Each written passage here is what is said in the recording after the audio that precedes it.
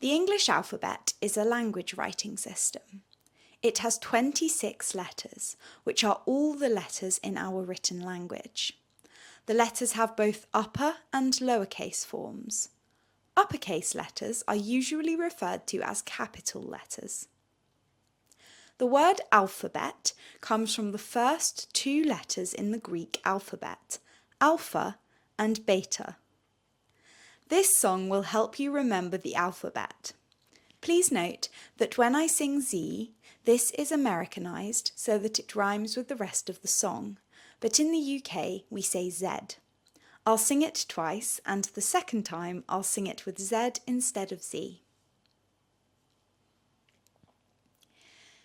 A, B, C, D, E, F, G, H, I, J, K, L, M, N, O, P, Q, R, S, T, U, V, W, X, Y, and Z.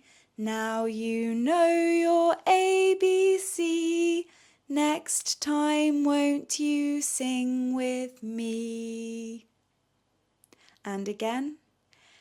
A, B, C, D, E, F, G, H, I, J, K, L, M, N, O, P, Q, R, S, T, U, V, W, X, Y, and Z.